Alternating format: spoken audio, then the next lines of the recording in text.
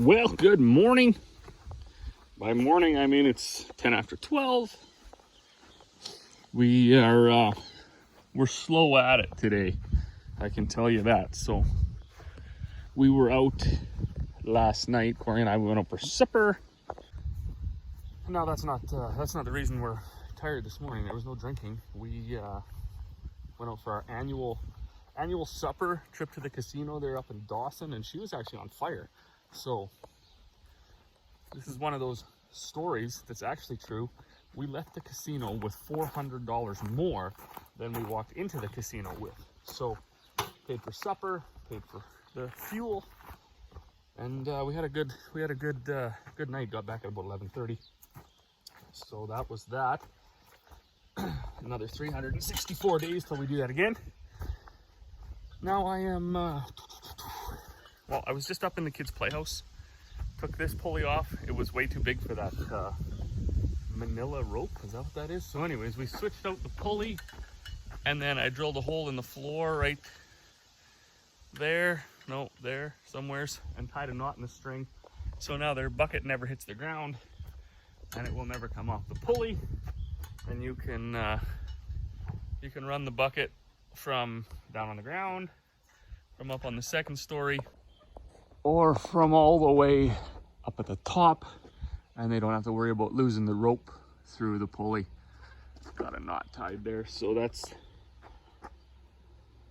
that was my morning start. Also, we were camping around this gravel a little bit, so we're not having a whole bunch of success because this is washed, whatever it is, right? It doesn't actually pack, but we wanted to try that out anyways.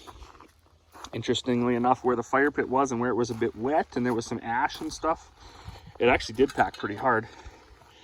So we're gonna run around a few more times with that, get this a little firmer, so legs of the chairs and stuff don't sink right into the gravel. But what I want to do right now is my good buddy, the gentleman farmer. He was successful at the auction yesterday.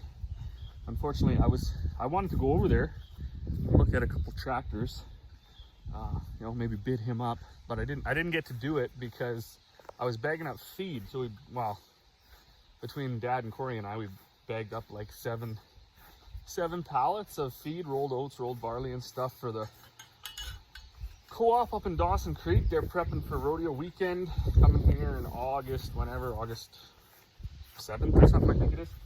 So we bagged up all those, and they're ready to be picked up. We also made 3-4 tons of grain, some calf creep feed and stuff like that. So that was yesterday, and then we went off. The kids went over to my niece's 1-year-old, 2-year-old birthday, whatever she is, I'm not too sure.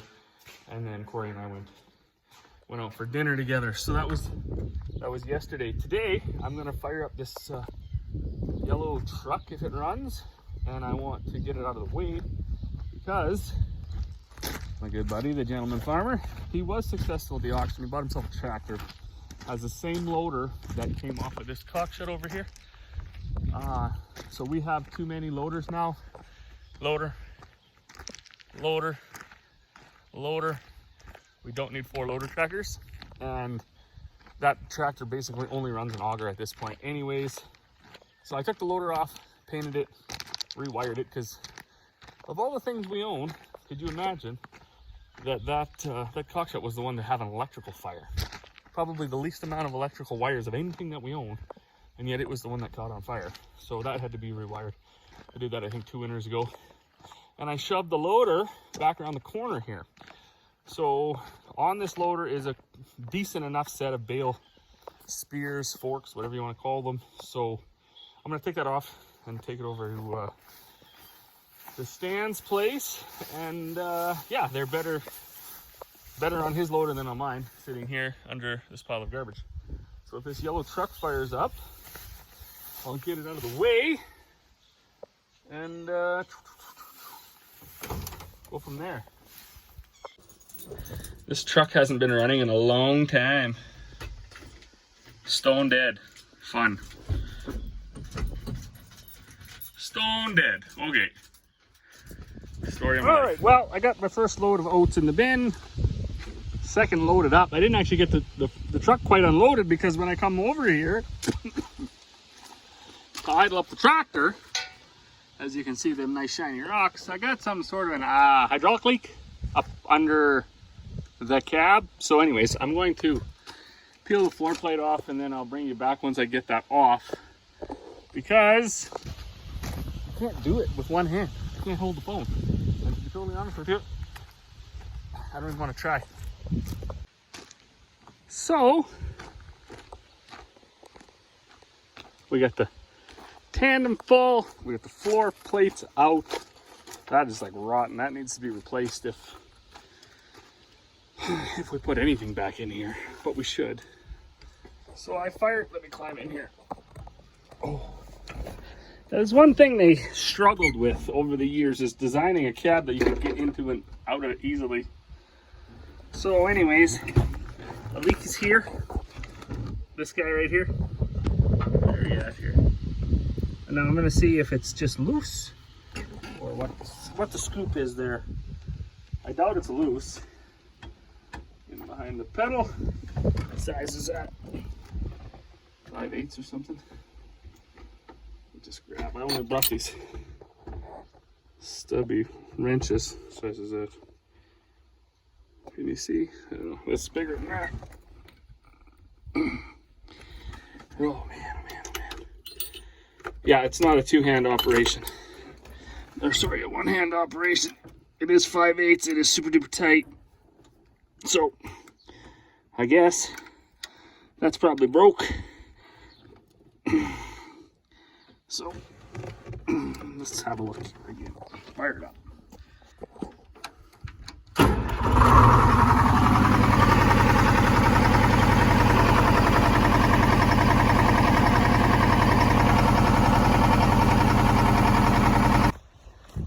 Okay, so I did have to, this was a 90. I had to straighten it out so I can get this fitting down, because on the shoulder of that flaring, it has cracked.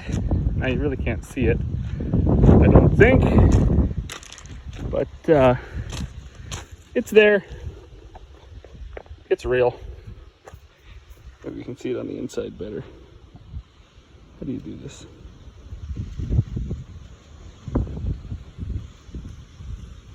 Maybe not. Anyways, can't see it on the outside. Anyway, it's cracked though. Trust me. So we do have a flaring tool. I've had no success ever in my life using it, but because it is Sunday, 3 o'clock, there will be no way to get a hose or anything like that. So we'll give it a try. Where did I just put all that stuff? There's parts of it.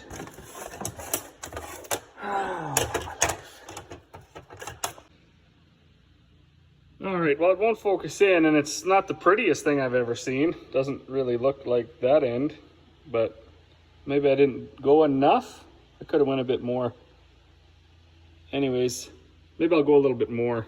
I don't know how much you're supposed to have sticking through on this thing because there's no directions, but we'll see if we can make it a little. It'll probably break now. I don't know, we'll see.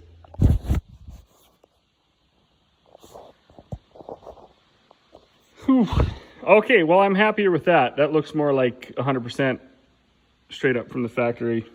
Actually, that's because that is the end from the factory. Hold on. Okay, that end, what's going on here? Okay, it looks better. Anyways, it's bigger and whatnot, so yeah, let's just go and we got to try to bend this back to a 90 and then go stick it on. All right, now, of course, super important when you're goofing around like I am, cutting, trimming, hacksaw, filing on lines, hydraulic lines, fuel lines, any sort of lines. Always use a lot of air. Clean that out, right? You're going to have little filings and stuff, and you can take yourself from like a day to like a real bad day. So where you fill your pump up with a piece of metal or something, and you just want to go away. So I'm going to, I tried to get this to a 90 and it kind of worked, but I got a little bit of a squish here. I wasn't using a bender because I'm stupid. There was one in the drawer. but I think I got it enough. So I'm going to see if I can get it back together. And I do got to point out one other thing. I was just putting some oil in here. So we've switched from 5-gallon pails to buying it in barrels. And with that, you got to get it out of the barrel and put it into something. So we've been switching to use little gas cans or whatever, because the filler is always under the cab or under the hood or something. And now you have your built-in funnel. So of course you got to mark it. And of course Dad is, he's an old boy, so he's a Hydrol 56 guy. But I don't even remember what that barrel is. We usually use that Spear X, whatever. So anyways, I got this all tight. Let's fire it up, see if it leaks. Probably spray me right in the face. Oops. Oh, yeah.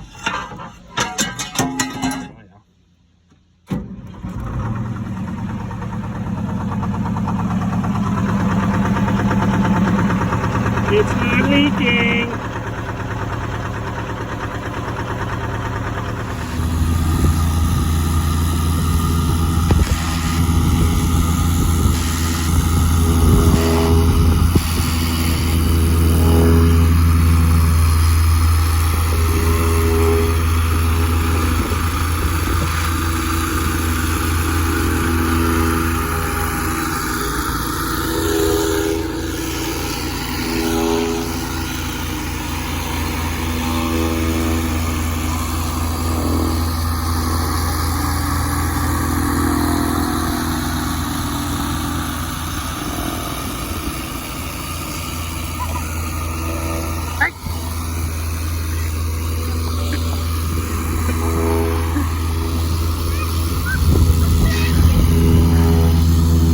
Spray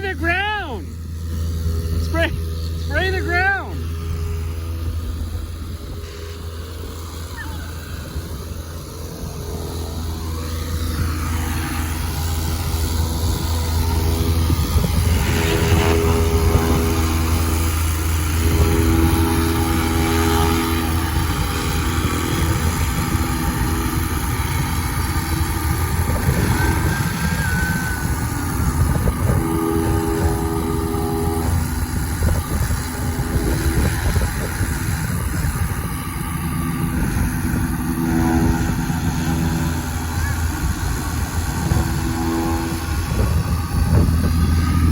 Good job, monkey. Can I have it back? Good job.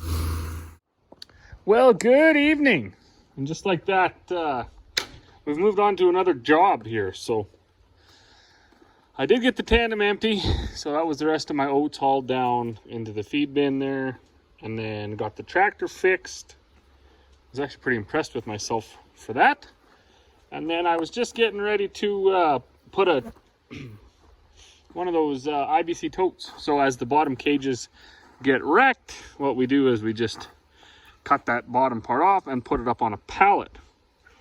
And then you get another year or so out of the tote until somebody drops it or stabs it with their bale spikes or whatever. So anyways, I was doing that and Corey come running down. She said, there's a steer that is laying down and he's pretty fat on the left side. So you can see on the left and the right side, this guy is, he's puffed up. So he wasn't hard to get up and he's been enjoying a nice leisure walk here. So I do have to admit that I am fairly out of my element on this. I've never dealt with an animal with bloat. I'm not a livestock producer. And the more of these things that we have around, from this guy to this guy to those guys and the turkeys and the chickens and the emus, the more that we get, the more that I realize I don't even want to be a livestock producer. I don't really understand why anybody would want to be a livestock producer. You get a ton of blame for a lot of things that aren't your fault, and even if they are, they're necessary. They're necessities, necessary evils. You're always working, right? You're, be it buying feed or finding feed or haying or branding or calving or moving cows or building fence or like whatever the case may be, the cowboys are always working, or cattle producers, cowgirls as well. So it just doesn't seem like very much fun to me. I would much rather grain farm. Then you can build a few bins, and once you get your grain into condition and put it in those bins, you can head down to the airport and then fly to a airport that has international flights. You can get on one of those international flights and you can go somewhere where there's a beach and a palm tree. And then you don't have to worry about this and these guys and this guy and all of those guys and those guys and these guys